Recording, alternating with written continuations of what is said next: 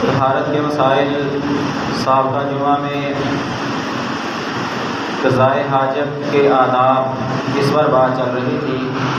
قضائے حاجت wash room میں جانے سے پہلے دعا، اس دعا کا مطلب اور مفہوم، کیوں پڑھی جائے گی،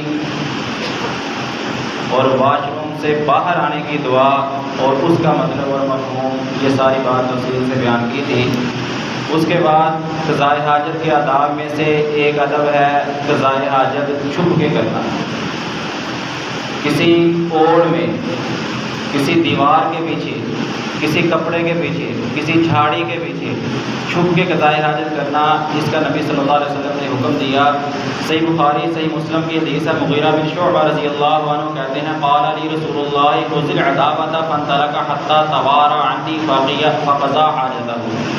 مغیرہ بن شعبہ رضی اللہ عنہ کہتے ہیں رسول اللہ صلی اللہ علیہ وسلم نے مجھے کہا کہ یہ برتن پکڑو جس میں پانی تھا، فانطلق، پھر آپ چلے اور برتن لے کے آپ چلے گئے، اور حتیٰ توارا، یہاں تک کہ رسول اللہ صلی اللہ علیہ وسلم چھپ گئے۔ آج کل تو ویسے واش روم بنے ہیں، گھروں کے اندر واش روم چھپی ہوئی جگہ ہوتی ہے۔ اگر کھلی جگہ میں قضائے حاجت کی جائے تو سرے عام لوگوں کے بیچ میں، جس طرح ہمارے معاشرے میں کوئی احتیاط نہیں کی جاتی، گلی کے اندر دیوار کے ساتھ لوگ بیٹھ جاتے ہیں پیشاب کرنے کے لیے، گاڑی کھڑی ہے اس کے ٹائر کے پیچھے بیٹھ جاتے ہیں پیشاب کرنے کے لیے۔ یہ طریقہ شریعت محمدیہ کا طریقہ نہیں ہے۔ نبی صلی اللہ علیہ وسلم جب قضائے حاجت کرنا ہوتا تو پانی والا برتن ساتھ لے کر جاتے تھے قضائے حاجت کرنے کے لیے۔ ہاں، استنجا بھی کیا جا سکتا ہے، مٹی کے ڈھیلوں کے ساتھ بھی کیا جا سکتا ہے، اس کا بھی آگے پورا طریقہ آپ کو بتاؤں گا۔ لیکن ذرا سوچیں، جو گلی کے کنارے ایک دیوار کے پاس بیٹھے ہیں قضائے حاجت کرنے کے لیے، کیا اس کے پاس پانی ہے یا وہ مٹی میسر ہے؟ پہلی جگہ غلط منتخب کی۔ نبی صلی اللہ علیہ وسلم نے راستے میں قضائے حاجت کرنے سے منع کیا۔ پھر دوسری بات، لوگوں کے سامنے بغیر چھپے قضائے حاجت کرنے سے منع کیا، چھپنے کا حکم دیا، یہ دوسرا جرم۔ اور تیسرا جرم، استنجے کے لیے پانی نہیں ہے، یا استنجے کے لیے پانی نہیں، کم از کم مٹی کے 3 ڈھیلے وہ بھی نہیں ہیں۔ پھر ہم کہتے ہیں جی نماز پڑھنے کے لیے آ جاؤ جی، میرے کپڑے پاک نہیں ہیں۔ جب ہم 1 2 3 نہیں، 4 جرم، 4 گناہ ایک ٹائم میں اکٹھے کریں گے تو پھر کپڑے کہاں پاک رہیں گے؟ جگہ بھی غلط منتخب، لوگوں سے چھپے بھی نہیں ہیں، استنجے کے لیے پانی کا اہتمام بھی نہیں کیا، مٹی کا میسر آنا تو ممکن تھا، اس کا انتظام بھی نہ کر سکے، 4 جرم کیے کٹھے۔ جب نماز کا وقت آیا تو پھر بہانہ بنا دیا 5واں جرم جو اس سے بھی بڑا تھا کہ میرے کپڑے پاک نہیں ہیں لہٰذا میں نماز نہیں پڑھ سکتا۔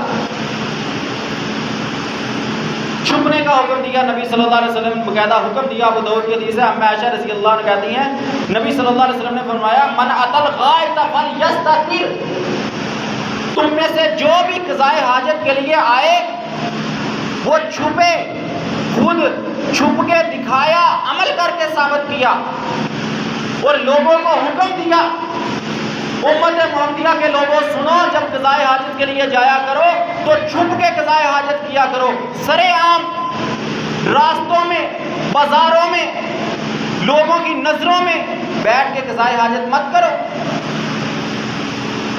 اور ہم کیوں نہیں کرتے؟ کیونکہ ہمیں بچپن سے تربیت نہیں دی جاتی۔ بچہ چھوٹا ہے نا، یہ خاص طور پر میری ماں اور بہنوں کے لیے، کیونکہ بچے کی تربیت سب سے بڑی ذمہ داری ایک ماں کی ہوا کرتی ہے۔ بچہ چھوٹا ہے، 3-4 سال کا، 5 سال کا بچہ ہے، وہیں سے اس کو قضائے حاجت کے آداب بتلانا، سکھلانا، اس کا پریکٹیکل لائف عمل اس پہ شروع کرواؤ۔ کمرے میں بیٹھے ہیں، برآمدے میں بیٹھے ہیں، وہیں سے بچی کے کپڑے اتار کے کہا جاتا ہے جا کے واش روم میں پیشاب کر کے آ جا۔ اس کی شرم اور حیا ہم نے وہیں سے اتارنا شروع کر دی، جہاں سے وہ میچور ہو رہا تھا، سیکھ رہا تھا، معاشرے میں آنکھ کھول رہا تھا، اچھے اور برے کی پہچان سیکھ رہا تھا۔ اور اس کی ماں نے اس کو سرے عام لوگوں کے بیچ، گھر والوں کے بیچ، رشتہ داروں کے درمیان اس کے کپڑے اتار کے کہہ دیا جا واش روم میں پیشاب کر کے آ جا۔ پھر ہم کہتے ہیں جی بچے بڑے بے شرم ہیں۔ شرم تو ہم نے خود اتاری ان کی۔ یا واش روم میں جانا تو دور کی بات ہے، گھر میں کہیں بھی جگہ ہوتی ہے، جب وہاں بیٹھ جا کر کے آ جا، سب کے سامنے وہ بچہ وہ بچی 3 4 5 سال کا چھوٹا تو نہیں ہے، مت سمجھو ان کو چھوٹے۔ آج جو ان کو سکھلاؤ گے کل ویسا ہی کریں گے۔ آج گھر میں سرے عام لوگوں کے بیچوں بیچ گھر والوں کے سامنے قضائے حاجت کریں گے تو پھر گلی کے کنارے بیٹھ کے قضائے حاجت کرنا ان کو کوئی شرم والی بات محسوس نہیں ہوگی۔ گاڑی کھڑی ہے، ٹائر کے پیچھے بیٹھ کے پیشاب کرنا ان کے لیے کوئی حیا والی بات، کوئی شرم محسوس نہیں کریں گے۔ یہ بچپن سے ان میں یہ بات لوڈ کرو۔ قضائے حاجت کرنا ہو، بچے کو نہلانا ہو، اس کو چھوٹا مت سمجھو، اس کے کپڑے واش روم میں جا کے اتارو۔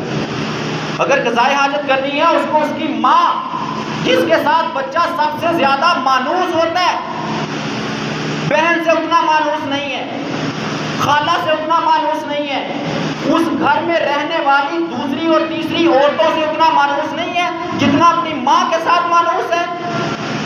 ایک بچے کو میں خود بذات خود جانتا ہوں، رب کعبہ کی قسم، اس کی عمر تقریباً 2.25 سال ہوگی، یا اس سے بھی شاید کوئی 1-2 ماہ کم ہو، 2.25 سال یا اس سے بھی کم ہوگی۔ میں نے اپنی آنکھوں سے دیکھا، اس کی ماں اس کو نہلاتی ہے تو وہ ذرا شور شرابہ نہیں کرتا۔ یہ بچہ ہے جو بھی دودھ پینے کی عمر میں، ہم کہتے ہیں کوئی بات نہیں بچے ہیں، بڑے ہوں گے تو سمجھ جائیں گے، نہیں، 2.25 سال عمر کا بچہ میں نے اپنی آنکھوں سے دیکھا، اس کی ماں اس کو نہلاتی ہے تو بڑے سکون سے آرام سے نہاتا ہے۔ ایک دن اس کی خالہ گھر میں آئی تھی، اس نے پکڑا، باہر سے آیا کھیلتا، اس نے کہا بیٹا آؤ میں تمہیں نہلا دیتی ہوں۔ پہلے وہ نہیں جا رہا تھا، اس نے زبردستی پکڑا، کپڑے اتارے اور نہلا دیا۔ واللہ میں نے اپنی کانوں سے اس کے چیخنے کی آواز، اس کے رونے کی آواز سنی۔ اس کی ماما سے پوچھا یہ کیوں رو رہا ہے؟ کہتی یہ اپنی ماں کے علاوہ کسی کے سامنے کپڑے اتارنا پسند نہیں کرتا، صرف اس کی ماں اس کو قضائے حاجت کروائے تو اس کو پسند ہے، اس کی ماں اس کو نہلائے تو پسند ہے۔ ماں کے علاوہ اس کی خالہ یا اس کی پھپھو، اس کی بہن، کسی کو کپڑے اتارنے کی اجازت نہیں دیتا۔ عمر کتنی ہے؟ 2.25 سال، دودھ پینے کی عمر ہے اس بچے کی۔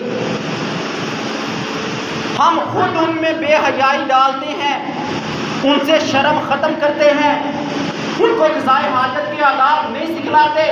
اب 2.25 سال کا بچہ 1 بار رویا، 2 بار رویا، چیخا چلایا، جب ہر بار ہم نے اس کو سرے عام کپڑے اتار کے لے گئے واش روم میں، سرے عام اس کے کپڑے اتار کے بھیج دیا جا قضائے حاجت کر کے آ جا، تو 1 بار 2 بار 3 بار حتیٰ کہ ہم نے اس کے ذہن میں، اس کے خالی میموری کارڈ میں، اس کی USB میں، اس کے دل میں یہ بات ڈال دی کہ بیٹا سرے عام کپڑے اتارنے میں کوئی شرم نہیں ہے، کوئی بات نہیں، اتار لیا کرو۔ اور دوسری طرف نبی محمد صلی اللہ علیہ وسلم کا حکم کیا تھا؟ فَلْيَسْتَتِرْ، چھپے، اوٹ لے، لوگوں کے سامنے مت بیٹھے۔ یہ بچپن میں بچوں کو سکھلاؤ گے، وہی بچے جب گلی محلے میں نکلیں گے، معاشرے میں جائیں گے، پھر وہ گلیوں کے کونوں میں، دیواروں کے پیچھے، گاڑیوں کے پیچھے، بازاروں میں قضائے حاجت کے لیے نہیں بیٹھیں گے۔ ان کو پتا کہ ہم نے چھپ کے کرنا ہے۔ بچپن سے میری ماں نے میری تربیت کی تھی، اور ہاں ماں نے مجھے یہ بھی سکھلایا تھا، ایک بڑی اہم بات جو کر جاؤں، مائیں چھوٹے بچوں کو استنجے کی عادت نہیں ڈالتی۔ استنجا لازمی ہے۔ بچہ جیسے جیسے میچور ہوتا ہے، کتنے ایسے بچے ہیں جو باہر کھڑے کھڑے پیشاب کر کے بھاگ جاتے ہیں، ان کو پتہ نہیں ہے کہ پیشاب کرنے کے بعد میں نے استنجا بھی کرنا ہے، اس سے پلیدگی ہوتی ہے، کپڑے ناپاک ہوتے ہیں۔ یہی بات بچپن سے سکھلائی دے گی۔ 7 8 9 10 سال 12 سال 14 15 سال کا بچہ ہو گیا، اب اس کو نہیں پتا کہ میں نے اب صاف ہے، اب تو وہ ماں کو نہیں جانے دے گا ساتھ۔ جب ماں جاتی تھی قضائے حاجت کروانے کے لیے، پیشاب کروانے کے لیے، تو ماں نے کبھی اس کو استنجا نہیں کروایا، یا ماں نے کبھی اس کو استنجا کرنے کا نہیں بولا، ماں نے کبھی پیشاب کر کے پانی ڈالنے کا نہیں بولا، تو اس کی تربیت میں شامل ہی نہ ہوا۔ اب وہ بڑا ہو گیا، وہ نہیں ڈالتا، نہیں کرتا استنجا، نہیں ڈالتا پانی، پھر معاشرے میں کیا دیتا تھی، میرے تو کپڑے خراب ہیں۔ بچوں کو قضائے حاجت کے آداب سکھلاؤ، چھپ کے قضائے حاجت کرنا سکھلاؤ، ان کے کپڑے واش روم میں جا کے اتارو، استنجا کرنا ہو یا ان کو نہلانا ہو۔ خاص طور پہ وہ بچے جو 4 5 6 سال کی عمر میں 7 سال کی عمر کو پہنچ چکے ہیں، 7 سال کی عمر میں نبی صلی اللہ علیہ وسلم نے حکم دیا بچوں کو نماز سکھلانے کا، صرف نماز نہیں، دین کا ہر حکم 7 سال کی عمر میں ان کو سکھلانے کا، اس کی پریکٹیکل لائف ان سے کام کروانا، ان کو سکھلانا، یہ ساری باتیں 7 سال سے لاگو ہو جاتی ہیں۔ قبلہ رخ ہو کے قضائے حاجت کرنے سے منع کیا۔ صحیح بخاری کی حدیث نمبر 3094 فرمایا اذا اتیتم الغائط فلا تستقبلوا القبلۃ ولا تستدبروها، جب تم میں سے کوئی ایک قضائے حاجت کے لیے آئے تو نہ وہ اپنا رخ قبلے کی جانب کرے اور نہ ہی اپنی پیٹھ قبلے کی جانب کرے۔ قبلہ رخ ہو کے قضائے حاجت کرنے سے منع کیا۔ ہاں قبلے کے علاوہ قبلہ رخ ہو کے یہ لازمی نہیں ہے کہ مشرق مغرب ہی اس کو شمار کیا جائے، قبلہ ہر جگہ مشرق مغرب نہیں ہے۔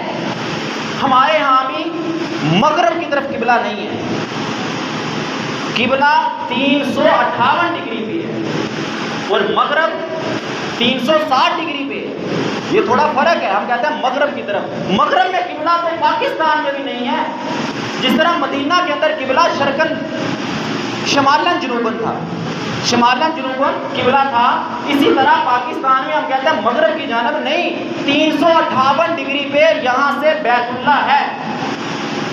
اور اسی طرح جیسے جیسے آپ آگے جاتے جائیں گے تو ڈگری پیچھے آتی جائے گی۔ ہندوستان کے اندر آگے، برما کے اندر آگے جتنے ممالک ہیں، جیسے جیسے آگے جائیں گے ڈگری پیچھے آتی جائے گی۔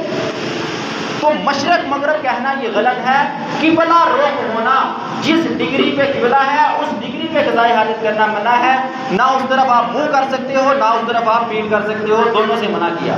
لیکن دوسری حدیث ہے صحیح بخاری کی 266 نمبر، ابن عمر رضی اللہ عنہ فرماتے ہیں کہ میں اپنی بہن حفصہ رضی اللہ عنہ کے گھر کی چھت پہ چڑھا تو میں نے دیکھا اللہ کے نبی صلی اللہ علیہ وسلم واش روم میں قضائے حاجت کر رہے تھے اور قبلہ رخ بیٹھے تھے۔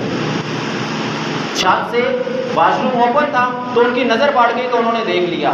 اب یہاں محدثین نے یہ استدلال کیا ہے کہ اگر بند واش روم ہو، دیوار ہو، کوٹ ہے، دیوار ہے آپ کے سامنے، جس طرح ہمارے ہاں گھروں میں واش روم بنے ہوتے ہیں، تو اس وقت رخصت موجود ہے۔ قبلہ رخ اگر بچنا بہتر ہے کہ ایک طرف واضح حکم ہے کہ قبلہ رخ مت کرو، اگر کسی نے بنایا ہوا ہے یا پہلے کا بنا ہوا ہے تو کر سکتے ہیں، حرج نہیں ہے، جب رکاوٹ موجود ہو، دیوار سامنے موجود ہو۔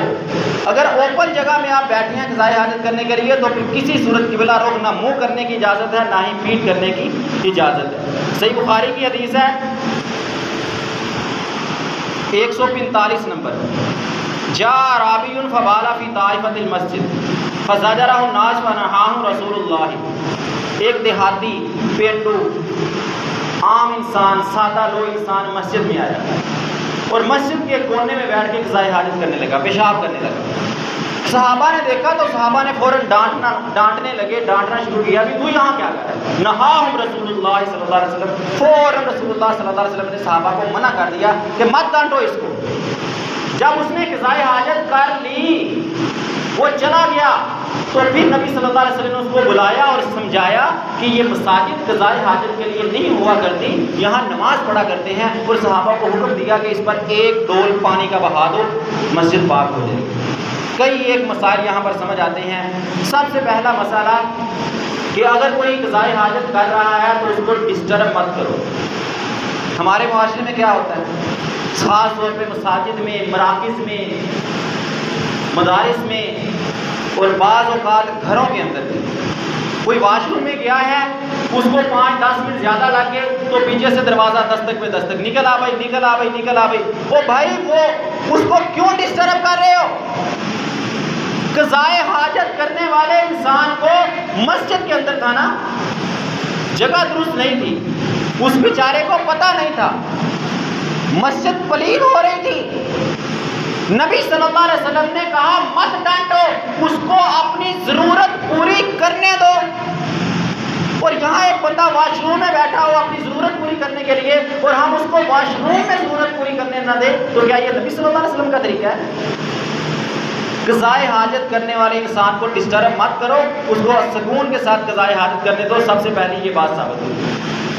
دوسری بات، نبی صلی اللہ علیہ وسلم نے اس کو بڑے پیار سے، صحابہ نے ڈانٹنا شروع کیا، فوراً روک دیا، اور جب اس نے اپنی ضرورت پوری کر لی تو بڑے پیار سے، بڑے احترام سے اس کو بلا کے سمجھا دیا۔ یہ ہے دعوت کا طریقہ کہ اگر کوئی غلط کر رہا ہے، وہ اجنبی تھا، دیہاتی تھا، چند لوگوں کے لیے یہ سوچیں کہ آج کوئی اجنبی دیہاتی جس کو کچھ پتہ نہیں ہے دین کا، وہ یہاں مسجد میں آ کے پیشاب کرنا شروع کر دے تو ہمارا بیہیویئر، ہمارا رویہ اس کے ساتھ کیا ہوگا؟ ہم اس کے ساتھ کیا سلوک کریں گے؟ کیا اس کو پیشاب کرنے دیں گے؟ یا پیشاب کرنے کے بعد اس کو کیا کریں گے؟ ماریں گے، ڈانٹیں گے، یا کیا؟ یا بڑے پیار سے بلا کے سمجھا دیں گے کہ بھائی واش روم ادھر ہے، یہاں نہیں ہے؟ یہ تو بہت بڑی بات ہے نا۔ چھوٹی سی مثال دو، جوتے اتارنے کی ایک مخصوص جگہ ہوتی ہے ہمارے مساجد میں، دیوار یا اینٹ لگائی ہوئی ہوتی ہے، ایک چھوٹی چھوٹی اینٹ لگی ہوتی ہے کہ یہاں تک جوتے اتارنے، اسے آگے نہیں لے کے آنا۔ اگر کوئی بیچارہ، کئی بار ایسے ہوا، میں نے خود دیکھا کئی بار ایسے، اگر کوئی بیچارہ مسافر باہر سے آنے والا، اس کو پتہ نہ چلا کہ جوتے کہاں اتارنے تھے، وہ بیچارہ بھول کے جوتا آگے لے آیا، تو ہمارے مسجد میں کھڑے لوگوں کا اس کے ساتھ رویہ کیا ہوتا ہے؟ اندھا ہے تو؟ کیا تجھے باقی جوتے نظر نہیں آئے؟ تو پاگل ہے؟ کبھی مسجد میں آیا نہیں ہے؟ کتنے کتنے سخت جملے ہم اس ایک آنے والے کو بول جاتے ہیں، پھر کہتے ہیں ہماری مسجد میں تو کوئی آتا نہیں ہے۔ اپنے رویہ تو دیکھو، اپنا تعلق اور واسطہ تو اس کے ساتھ دیکھو۔ ایک طرف مسجد نبوی دنیا کی عظیم مساجد میں سے ایک مسجد نبوی ہے، اور دوسری طرف پیشاب کرنے والا صحابی رسول ہے نا، ایمان پر ہے، رسول اللہ سے ملاقات ہے، رسول اللہ صلی اللہ علیہ وسلم کو دیکھا ہوا ہے، لیکن دین کا علم اس کے پاس اتنا نہیں تھا۔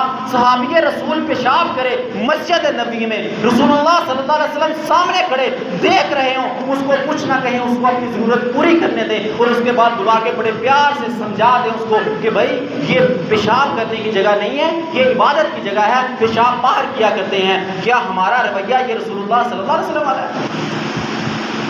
کیا ہم نماز پڑھنے والوں کو سکون اور احترام سے نماز پڑھنے دیتے ہیں؟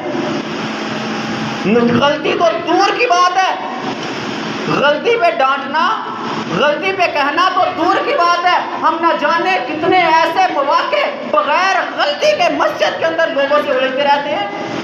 مسائل گھر کے ہیں، مسائل محلے کے ہیں، مسائل مارکیٹ کے ہیں، مسائل خاندان کے ہیں، مسائل کنبہ قبیلہ کے ہیں، اور اس کو ڈسکس مسجد میں کیا جاتا ہے۔ کیوں؟ مساجد اس لیے بنائی گئی تھی۔ نبی صلی اللہ علیہ وسلم ایک گناہ کرنے والے کو، مسجد پلید کرنے والے کو مسجد میں نہیں ڈانٹ رہے، اور ہم مسجد میں جو مسئلہ درپیش ہی نہیں آیا، ہم باہر کا مسئلہ اٹھا کے مسجد میں اتنی اتنی اونچی آوازیں کرتے ہیں، شور شرابہ کرتے ہیں۔ کیا مساجد اس شور شرابے کے لیے بنائی گئی تھی؟ اگلی بات تھوڑی اس سے بھی سخت ہے۔ مسجد کے اندر آنے والے، مسجد کے امام مسجد کو یوں کہہ دوں تو میرے خیال میں غلط نہیں ہے کہ مسجد کا ملازم سمجھتے ہیں۔ میں یہ نہیں کہتا کہ سب امام مسجد 100% صحیح ہیں، ان کی کوئی غلطیاں نہیں ہیں۔ غلطی ہر انسان میں ہوتی ہے، یہ بات یاد رکھنا، غلطی ہر انسان میں ہوتی ہے۔ ہم مسجد میں آئے، مسجد میں دیکھا کہ یہ صاحب یہاں پڑی ہے، یہ دھوپ میں جل رہی ہے، یہ یہاں ایسے ہونا چاہیے تھا۔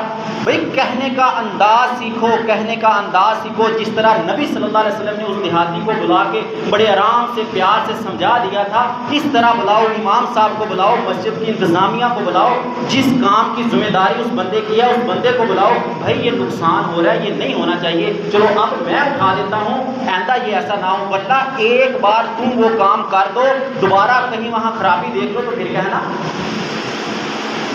لیکن ہمارا رویہ یہ نہیں ہوتا، وہ مولوی صاحب یہ دیکھو یہ کیا ہو رہا ہے، وہ مولوی صاحب تمہیں پتہ نہیں ہے یہ کہاں کیسے کرنا تھا، وہ مولوی ہے یا تمہاری مسجد کا چپڑاسی ہے، ہم نے اس کو غلام اور اس مسجد کا ملازم سمجھا ہوا ہے۔ عقلی دلیل دے کے بات سمجھانے کی کوشش کرتا ہوں، شاید بات سمجھ آ جائے۔ ہاسپٹل میں جاتے ہو نا، ہر بندے کا واسطہ پڑتا ہے نا ہاسپٹل سے، ڈاکٹر کے پاس جاتے ہو دوائی لینے کے لیے، ہسپتال کی اگر صفائی ناقص ہو تو کبھی جا کے ڈاکٹر کو کہا کہ ڈاکٹر صاحب تمہارے اسپتال کی صفائی ناقص ہے، یہ صفائی تو کر لیا کرو، صفائی تو کر لیا کرو، کبھی کہا آپ نے ڈاکٹر صاحب کو؟ نہیں نہ کہا۔ ایک مثال دی ہے، ایسی 20 مثالیں دے سکتا ہوں، ایک مثال صرف دے کے بات سمجھانے کی کوشش کر رہا ہوں۔ ہم نے اس امام مسجد کی، حافظ قرآن کی، جس کے سینے میں رب نے 30 پارے محفوظ کیے ہیں، جس کا ایک حرف پڑھنے سے 10 نیکیاں ملتی ہیں، جس کو مہارت سے پڑھنے والا، روانگی سے پڑھنے والا، قرات سے پڑھنے والا کل قیامت کے دن معزز فرشتوں کی صف میں کھڑا ہوگا۔ ہم نے اس ایک امام مسجد حافظ قرآن کی حیثیت، اس کا درجہ اس دنیا کے ڈاکٹر سے کم تر سمجھے۔ ہم وہاں ایک لفظ نہیں بول سکتے ڈاکٹر کے سامنے کہ تمہارے ہسپتال کی صفائی ناقص ہے، تمہارے ہسپتال کا فرنیچر غلط جگہ پہ پڑا ہے، تمہارے ہسپتال کی انتظامیہ بدتمیز ہے۔ ہم ڈاکٹر کو نہیں کہہ سکتے جا کے، کیوں؟ ڈاکٹر کی انسلٹ ہوگی، وہ ایک بلند درجے کا انسان ہے، اس کی ایک ویلیو، ایک احترام ہے معاشرے کے اندر۔ اور ہم نے اس دین کے جو محمد رسول اللہ صلی اللہ علیہ وسلم کے منہج کو لے کے چل رہا ہے، العلماء ورثۃ الانبیاء، یہ نبی محمد صلی اللہ علیہ وسلم کی نبوت والی زبان کے نکلے ہوئے لفظ ہیں کہ علماء انبیاء کے وارث ہوا کرتے ہیں۔ ہم نے اس نبی کے وارث کے ساتھ کیا رویہ رکھا ہے؟ کیا اس ڈاکٹر سے زیادہ یا ڈاکٹر سے کم تر اور حقیر رویہ اس امام مسجد کے ساتھ؟ ہم کہتے ہیں اس کی ویلیو کیا ہے؟ اس کا تو معاشرے میں کوئی کریکٹر نہیں ہے، اس کی تو کوئی حیثیت نہیں ہے۔ حیثیت کیسے بنے گی؟ ہمارے ہاں حیثیت دولت سمجھی جاتی ہے، ہمارے ہاں حیثیت روپیہ اور پیسہ سمجھا جاتا ہے۔ یہ عقل اللہ نے ہر انسان کو دی ہے۔ ہم نے جو ان کے ساتھ تعاون کیا ہے، اسی تعاون کی بنیاد پہ ان کی حیثیت بنے گی، یہ بات یاد رکھنا۔ ہم کہتے ہیں اس کے تو کپڑے اچھے نہیں ہوتے، اس کا تو سٹیٹس اچھا نہیں ہے، یہ تو چند بندوں میں بیٹھا ہوا اچھا معیار والا نہیں سمجھا جاتا۔ ایک بات کر کے صرف بات اپنی دوسری طرف لے جاتا ہوں، اگر ہم اس کو اس کا معاوضہ بھی وقت پر نہ دیں، کتنا دینا ہے، کیسے دینا ہے، وہ الگ بات ہے۔ بڑے درد کی بات کرنے لگا ہوں، دھیان سے سننا۔ اگر ہم اس امام مسجد کو جو چند ٹکے دیتے ہیں وہ بھی وقت پہ نہ دیں اور کہیں کہ اس کا سٹیٹس صحیح نہیں ہے، رب کعبہ کی قسم قیامت کا دن ہوگا، وہ امام مسجد صحیح عقیدے والا، صحیح منہج والا، نبی کی نبوت کے پرچار کرنے والا، قیامت کا دن ہوگا، وہ اپنا ہاتھ لے کے اس انتظامیہ کی گریبان کو پکڑ کے اللہ کی عدالت میں جائے گا، یا اللہ میں تو نبی کا وارث بن کے ان کی مسجد میں کام کرنے والا تھا اور یہ اس مزدور کی مزدوری بھی وقت پہ ادا نہیں کیا کرتے تھے، اور پھر باتیں کیا کرتے تھے اس امام کا کوئی سٹیٹس نہیں ہے، اس کا تو معیار نہیں ہے، یہ تو چند لوگوں میں بیٹھا ہوا اچھا والا لگتا نہیں ہے۔ اسی وجہ سے تو تم نے اس ڈاکٹر کے پاس جانے کی کبھی کہا کہ ڈاکٹر صاحب فیس کم کر لو؟ نہ، جتنے بولے گا، ایک لفظ بولے گا فیس 500 ہے، فیس 1000 ہے، دوائی کے اتنے بنے، کبھی ہم نے کہا ہو کہ دوائی کا ڈسکاؤنٹ کر لو؟ کروایا کبھی دوائی کا ڈسکاؤنٹ؟ کیوں؟ ہمارے معاشرے میں ڈاکٹر کی ویلیو زیادہ ہے۔ یہ تو میں نے بڑا اچھا درجہ بولا نا، ڈاکٹر ایک اچھی پوسٹ ہے، ایک اچھا مقام ہے اس کا۔ ہمارے معاشرے میں کنجر اور مراسی کا معیار زیادہ ہے اس امام مسجد سے۔ لفظ بڑے سخت ہے۔ ناچنے والا، گانے والا، ڈھول ڈھمکے والا، اس کی ویلیو ہمارے معاشرے میں اس امام مسجد سے زیادہ سمجھی جاتی ہے۔ اور پھر ہم کہتے باتیں بھی سب سے زیادہ امام مسجد کو، یہ رویہ نبی محمد صلی اللہ علیہ وسلم کا نہیں تھا۔ وہ مسجد میں آنے والا، پیشاب کرنے والا امام مسجد تھا؟ کیا ہر وقت وہاں نماز پڑھنے والا تھا؟ ایک اجنبی دیہاتی، دین سے کوئی تعلق نہیں، جس کو ڈانٹ بھی دیا جاتا تو کوئی حرج والی بات نہیں تھی، اس کو سمجھانا ضروری تھا، لیکن ایک طریقے کے ساتھ، ایک منہج کے ساتھ، ایک اچھے انداز کے ساتھ نبی صلی اللہ علیہ وسلم نے سمجھا کے قیامت تک آنے والی امت محمدیہ کو سبق سکھلا دیا۔ اور لوگوں مسجد کے اندر تبلیغ کا ایک انداز، ایک طریقہ سیکھو، ہر وقت یہاں چوں چرا کرنا، امام مسجد کو ڈانٹنا، آپس میں ایک دوسرے کی باتوں میں الجھتے رہنا، یہ مساجد اس لیے نہیں بنائی گئی۔ آخری بات اس حدیث سے جو ثابت کرنے لگا ہوں کہ اگر مسجد میں کوئی ایسی بات ہو جائے گندگی وغیرہ والا معاملہ بن جائے تو اگر وہاں فرش نہیں ہے، مٹی ہے مٹی، تو اس کے اوپر ایک ڈول پانی کا بہا دو، مسجد پاک ہے۔ اگر وہ فرش ہے، زمین نہیں ہے جو پانی جذب کر لے گی، اس کے اوپر ایک ڈول پانی کا بہا کے اس کو جھاڑو وغیرہ سے ویپر وغیرہ سے باہر نکال دو، باہر نکالنے تک پانی کی ضرورت پڑے تو پانی اور ڈال لو، آپ کی مسجد پاک ہے۔ اگر مسجد نبوی پیشاب کرنے والی جگہ پہ نبی محمد صلی اللہ علیہ وسلم ایک ڈول پانی کا انڈیل دیں، صحابہ سے کہا یہاں انڈیل دو تو مسجد پاک ہے، تو ہماری مسجد ایک ڈول پانی انڈیلنے سے بلولا پاک ہو جائے گی، یہ اس حدیث سے ثابت ہوتا ہے۔ فرمایا ہاں، اس کو کیوں نہیں اٹھایا تھا نبی صلی اللہ علیہ وسلم نے؟ کیونکہ اگر اسی پیشاب کرنے کے دوران اس کو اٹھا دیا جاتا، اس کو ڈانٹ دیا جاتا، وہ اٹھ کے بھاگ جاتا، تو اس پیشاب کے چھینٹے پڑنے تھے اس کے جسم پہ، اس کا پیشاب پڑنا تھا اس کے کپڑوں پہ، کپڑے بھی ناپاک ہونے تھے، جسم بھی ناپاک ہونا تھا، تو یہ بھی ایک سبب تھا کہ نبی صلی اللہ علیہ وسلم نے دوران پیشاب، دوران قضائے حاجت اس کو نہیں ڈانٹا، اس کو اپنی ضرورت پوری کرنے دی۔ یہ وجہ تھی نبی صلی اللہ علیہ وسلم کے نہ ڈانٹنے کی، ایک وجہ یہ بھی تھی، کیونکہ اس کا عذاب بہت زیادہ ہے۔ فرمایا صحیح بخاری کی حدیث ہے کہ نبی صلی اللہ علیہ وسلم ایک دفعہ دو قبروں کے پاس سے گزرے تو فرمایا کہ ان دونوں کو عذاب ہو رہا ہے۔ عذاب کی وجہ کیا تھی؟ کہا کہ ان دونوں میں سے ایک پیشاب کے چھینٹوں سے نہیں بچتا تھا۔ بڑی اہم بات ہے، ان دونوں میں سے ایک عذاب پیشاب کے چھینٹوں سے نہیں بچتا تھا اور دوسرا چغل خور تھا۔ وہی بات جو میں نے پہلے کہی تھی کہ ہمارے معاشرے میں لوگ قضائے حاجت کے لیے جگہ بھی غلط منتخب کرتے ہیں، پانی کا اہتمام نہیں کرتے، استنجا نہیں کرتے، جس کی وجہ سے کپڑے بھی ناپاک، جسم بھی ناپاک۔ تو یاد رکھو، اگر تم واش روم میں قضائے حاجت کر رہے ہو، پیشاب کر رہے ہو اور تمہارے پیشاب کے چھینٹے تمہارے جسم پہ پڑے ہیں، تم اس کی احتیاط نہیں کرتے، چھینٹے پڑتے رہتے ہیں، احتیاط نہیں کرتے، تو یہ نبی محمد صلی اللہ علیہ وسلم نے کہا تھا کہ اس قبر والے کو عذاب پیشاب کے چھینٹوں کی احتیاط نہ کرنے کی وجہ سے ہو رہا ہے۔ کیوں؟ صحابی فرماتے ہیں نبی صلی اللہ علیہ وسلم نے یہ طریقہ بتلایا، صحیح بخاری صحیح مسلم کی حدیث ہے، انس رضی اللہ عنہ خادم رسول اللہ صلی اللہ علیہ وسلم کی خدمت کرنے والے کہتے ہیں کانا رسول اللہ یدخل الخلاء فاحمل انا وغلام نحوی دعوۃ من ماء وعنزۃ فیستنجی بالماء۔ جب رسول اللہ صلی اللہ علیہ وسلم قضائے حاجت کے لیے جاتے، میں انس رضی اللہ عنہ ذات خود ایک بچے تھے، میں اور میری طرح کا ایک اور بچہ پانی کا برتن اور نیزہ اٹھاتے تھے، پانی کا برتن اور نیزہ اٹھاتے تھے، اور ہم اللہ کے نبی صلی اللہ علیہ وسلم کے ساتھ جاتے اور پھر ہم اللہ کے نبی ہم سے پکڑ کے دور چلے جاتے، چھپ جاتے اور قضائے حاجت کر کے آتے۔ اب یہاں یہ بات تو سمجھ آتی ہے کہ پانی کیوں اٹھاتے تھے؟ آگے فرما دیا کہ یستنجی بالماء، پانی کے ساتھ استنجا کیا کرتے تھے۔ وہ نیزہ کیوں لے کر جاتے تھے؟ قضائے حاجت کے لیے نیزے کی کیا ضرورت تھی؟ کیونکہ اس نیزے کے ساتھ زمین کو نرم کرتے تھے، جہاں پیشاب کرنا ہوتا تھا اس جگہ کو نرم کر کے وہاں پیشاب کرتے تاکہ چھینٹے جسم پر نہ پڑے، چھینٹے کپڑوں پر نہ پڑے۔ ہم جس گاڑی کے ٹائر کے ساتھ بیٹھ کے پیشاب کرتے ہیں، کیا وہ جگہ نرم ہوتی ہے؟ جس گلی کے کونے میں گلی کی دیوار کے پاس بیٹھ کے پیشاب کرتے ہیں، کیا وہ جگہ اس نیزے کے نرم کرنے کی طرح جگہ نرم ہوتی ہے؟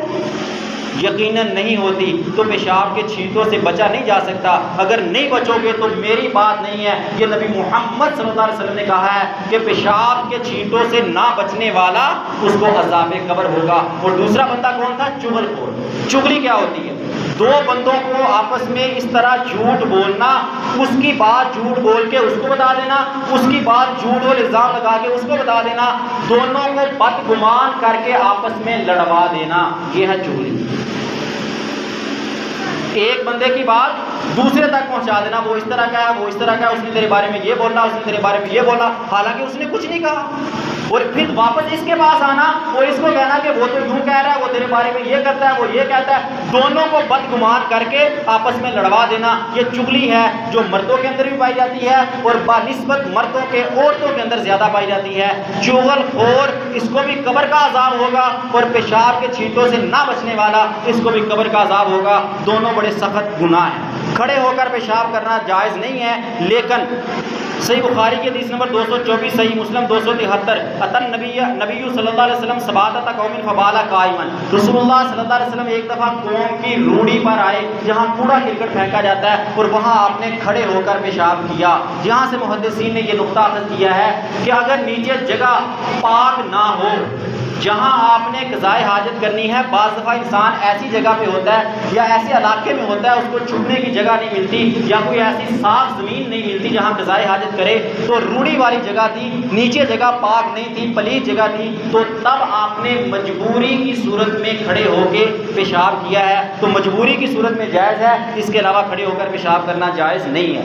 یغسل من بول الجاریہ و یرس من بول الغلام، ابو داؤد کی حدیث ہے کہ اگر چھوٹا بچہ دودھ پیتا بچہ پیشاب کر دے، اگر لڑکا پیشاب کر دے بچہ ہے تو اس کے پیشاب پر چھینٹے مارے جائیں گے۔ آپ نے اس کو اٹھایا تھا، اس نے آپ کے کپڑوں پر پیشاب کر دیا۔ دودھ پیتا بچہ ہے، ابھی اس کی غذا دودھ کے علاوہ کچھ نہیں ہے، یہ بات دھیان سے سمجھ لو۔ دودھ پیتا بچہ جس کی غذا صرف دودھ ہے، دودھ کے علاوہ کچھ نہیں۔ آج کل ویسے مائیں سال کے بچے کو، 6 ماہ کے بچے کو دودھ کے ساتھ دوسری چیزیں کھلانا شروع کر دیتی ہیں، وہ بچہ نہیں۔ جو دودھ کے ساتھ دوسری چیزیں، روٹی یا کوئی نرم چیز دلیا وغیرہ کھانا شروع کر دے، وہ بچہ شامل نہیں ہے، اس کا پیشاب دھونا پڑے گا۔ جس بچے کی غذا صرف دودھ ہے، ماں کا دودھ ہو، گائے کا دودھ ہو، بکری کا دودھ ہو، کسی بھی چیز کا دودھ ہے، صرف دودھ اس کی غذا ہے، وہ بچہ اگر آپ نے اٹھایا ہوا، اس نے آپ کے اوپر پیشاب کر دیا تو پانی لو، اس کے چھینٹے مارو اچھی طرح، آپ کے کپڑے پاک ہیں۔ اگر بچی ہے، مؤنث ہے، لڑکی ہے، وہ آپ نے اٹھائی ہوئی تھی، دودھ پیتی بچی، اس نے آپ کے اوپر پیشاب کر دیا تو اس کو دھویا جائے گا۔ یغسل من بول الجاریہ، لڑکی نے آپ کے اوپر پیشاب کر دیا تو اس کپڑوں کو دھویا جائے گا، وہ چھینٹے مارنے سے پاک نہیں ہوں گے۔ یہ نبی محمد صلی اللہ علیہ وسلم کا فرمان ہے۔ قضائے حاجت کے دوران باتیں کرنا جائز نہیں ہے۔ صحیح مسلم کی 370 نمبر حدیث، ابن عمر رضی اللہ عنہ فرماتے ہیں کہ نبی صلی اللہ علیہ وسلم ایک دفعہ پیشاب کر رہے تھے، ایک آدمی آیا، اس نے کہا السلام علیکم، نبی صلی اللہ علیہ وسلم نے سلام کا جواب نہیں دیا۔ قضائے حاجت کے دوران نہ سلام کا جواب دینا جائز ہے، نہ اذان کا جواب دینا جائز ہے، گویا کہ کوئی بھی بات کرنا قضائے حاجت کے دوران جائز نہیں ہے، الا کہ مجبوری کی صورت میں۔ لا یکلف اللہ نفسا الا وسعها، جو قرآن کا ایک مطلق قانون ہے۔ آپ واش روم میں بیٹھے تھے، پانی نہیں آ رہا، موٹر بند ہے، یا کوئی ایسی صورت بن گئی، اس وقت آواز دے سکتے ہو گھر والوں کو بھی موٹر چلا دو، یا پانی نہیں ہے مجھے پانی پکڑا دو، یا اس طرح کی صورت جس کے بغیر کوئی چارہ نہیں ہے، ایسی صورت میں بات صرف کی جا سکتی ہے۔ لیکن غسل کرتے وقت جب واش روم میں نہیں، غسل خانے میں ہو تو وہاں پر بات کی جا سکتی ہے۔ اگر کوئی سلام بولتا ہے تو سلام کا جواب بھی دیا جا سکتا ہے، جس طرح غسل کرنے سے پہلے، فرضی غسل کرنے سے پہلے بسم اللہ پڑھی جاتی ہے تو وہ واش روم میں ہی پڑھی جاتی ہے، غسل خانے میں پڑھی جاتی ہے، اس میں ممانعت نہیں ہے۔ اس کے دوران اگر کوئی ام ہانی رضی اللہ عنہ، فتح مکہ کے موقع پر نبی صلی اللہ علیہ وسلم غسل کر رہے تھے، ام ہانی رضی اللہ عنہ آئی تو انہوں نے آ کے دروازے پر سلام کیا، اجازت مانگی تو نبی صلی اللہ علیہ وسلم نے ان کو اجازت دی، اہلا وسہلا مرحبا کہا، آپ غسل کر رہے تھے۔ تو غسل کرنے کے دوران بات چیت کی جا سکتی ہے، اس میں کوئی حرج نہیں ہے۔ اللہ تعالیٰ عمل کی توفیق عطا فرمائے۔ اس کے بعد استنجا کیسے کرنا ہے، کن چیزوں سے کرنا ہے، کن کن جگہ پر قضائے حاجت کرنا منع ہے، یہ ساری باتیں انشاءاللہ ہم آئندہ جمعہ کے اندر بیان کریں گے۔ اللہ سے دعا ہے کہ اللہ تعالیٰ ہمیں حق بات کو سمجھ کر اس پر عمل کرنے کی توفیق عطا فرمائے۔ وما علیہ الا البلاغ۔